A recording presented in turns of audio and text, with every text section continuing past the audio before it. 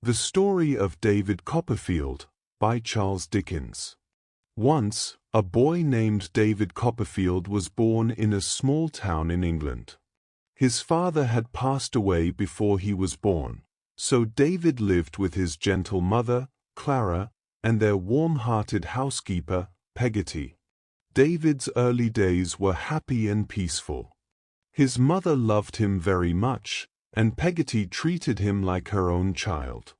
One day, a man named Mr. Murdstone came to visit. Mr. Murdstone was a serious, strict man, and he did not smile often. Soon, Mr. Murdstone married David's mother. After they got married, David's life changed completely. Mr. Murdstone did not like David very much. He thought David was too soft and needed to be tougher. Mr. Murdstone wanted David to be perfect, and he forced David to study for many hours. If David made a mistake, Mr. Murdstone would punish him. This made David very scared. David's mother was also sad because Mr. Murdstone treated her poorly, but she was afraid to say anything.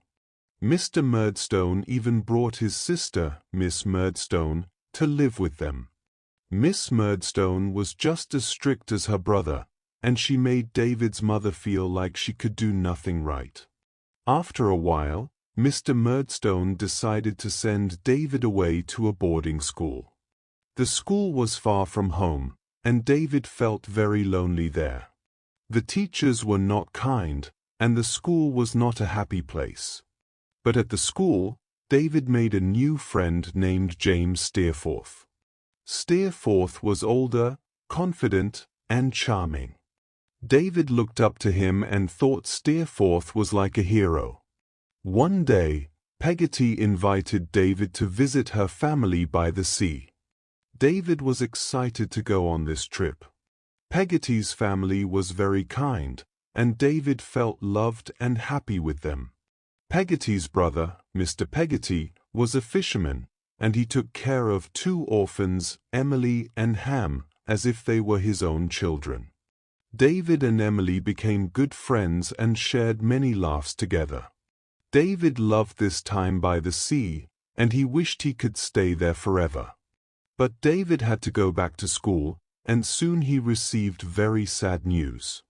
His mother had passed away, and now he felt all alone. After his mother's death, Mr. Murdstone decided he did not want to take care of David anymore. He sent David to work in a factory in London, even though David was still a young boy. The work was hard, and David had to pack bottles all day. He was lonely, tired, and missed his family and friends. One day, David made a brave decision. He decided to run away from the factory and find his aunt, Miss Betsy Trotwood. Miss Betsy was his father's aunt, and David hoped she would help him. David walked for miles to reach her house. He was hungry and tired, but he did not give up. When he finally reached her, Miss Betsy was surprised but welcomed him into her home. Miss Betsy was a strong, caring woman who did not like anyone mistreating others. She took David in and gave him a safe home. She wanted David to be happy and decided to send him back to school. David was very grateful and worked hard in his studies. He wanted to make Miss Betsy proud. As David grew up, he met many people who helped him learn about life. He became friends with Mr. Micawber, a cheerful man who was often in money trouble but always believed that things would get better. David also met a sweet girl named Dora and fell in love with her.